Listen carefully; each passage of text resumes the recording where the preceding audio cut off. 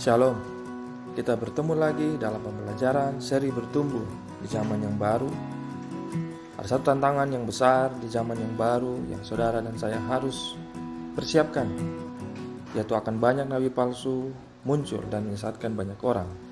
Hal itu terampil dalam Matius pasal 24 ayat 8-14. Kita wajib dan kita harus membangun diri di dalam pertumbuhan iman melalui firman Tuhan yang teguh. Hari ini kita akan belajar, akan melihat apa yang dikatakan Kristus kepada banyak orang yang mengikuti Dia pada kitab Lukas pasal 12 ayat 54-59 yang mengambil judul menilai zaman. Saudaraku, dalam perjalanan hidup ini kita akan sampai kepada masa yang disebut dengan penghakiman. Pemerintah sorga yang akan memutuskan apa yang menjadi milik kita di dalam kekekalan, apa yang menjadi milik kita di dalam akhir dari seluruh kehidupan ini, yaitu apakah bersama dengan Kristus atau mengalami penghukuman yang kekal. Kristus mengambil satu bagian firman Tuhan bahwa Yesus berkata kepada orang banyak, apabila kamu melihat awan naik di sebelah barat, segera kamu berkata akan datang hujan, dan hal itu memang terjadi. Dan apabila kamu melihat angin selatan bertiup, kamu berkata hari akan panas terik, dan hal itu memang terjadi. Hai orang-orang munafik, rupa bumi dan langit kamu tahu menilainya. Mengapakah kamu tidak dapat menilai zaman ini?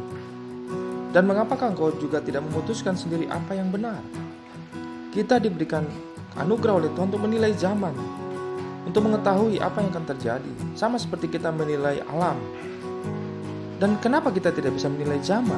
Nah, ini menjadi satu hal yang Kristus ingin ingatkan bagi kita, bahwa kalau kita bisa menilai apa yang akan terjadi di dunia ini, maka kita wajib dan kita harus dapat menilai apa yang sedang terjadi, apa yang akan terjadi, dan kita dapat mempersiapkan diri dengan baik. Tentulah kalau kita tahu bahwa segera akan hujan, maka kita akan menyediakan payung ketika kita akan melangkah. Dan kita juga harus mampu menilai zaman, supaya kita tahu apa yang harus kita siapkan untuk hidup kita menghadapi akhir zaman.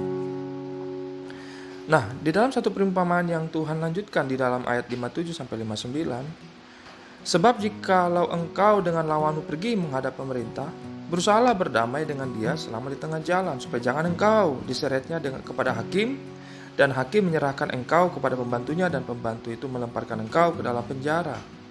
Saudaraku, dalam perjalanan hidup ini, kita sedang menuju kepada penghakiman.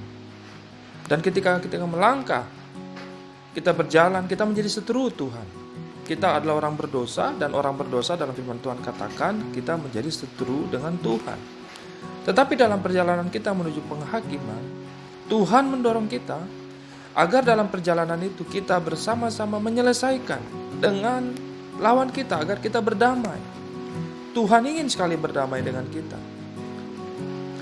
Nah, dalam bagian firman ini, kita harus menyadari bahwa kita memerlukan perdamaian dengan Tuhan, agar pada akhirnya ketika kita ada dalam penghakiman, kita tidak diseret kepada hukuman yang kekal. Saudaraku yang Tuhan Yesus kasihi, mari berusahalah berdamai dengan Tuhan. Bagaimana cara kita berdamai dengan Tuhan? Tuhan sudah menunjukkan jalan yang luar biasa melalui Yohanes 3:16, bahwa karena begitu besar kasih Allah akan dunia ini, sehingga Ia mengaruniakan Tuhan Yesus Kristus, Anaknya yang tunggal, firman Allah, kalimatullah, supaya kita disembuhkan, dilahirkan kembali, dan kita menjadi milik Tuhan. Hanya itulah jalan pendamaian kita dengan Dia. Dia sudah membuka jalan itu bagi kita, agar ketika kita sampai di ujung jalan menuju kepada penghakiman, bertemu dengan pemerintah yang memiliki kekuasaan dan kewenangan untuk menghakimi, maka kita tidak dibuang ke dalam penjara kekekalan.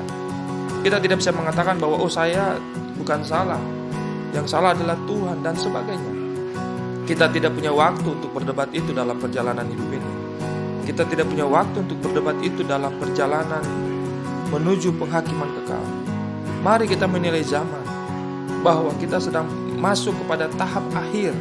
Oleh karena itu, Tuhan mengingatkan orang banyak yang mengikuti Dia, dan Tuhan mengingatkan kita Mari kita berdamai di dalam perjalanan hidup ini, supaya pada akhirnya ketika kita sampai kepada penghakiman kekal, maka kita tidak dilemparkan ke dalam penjara.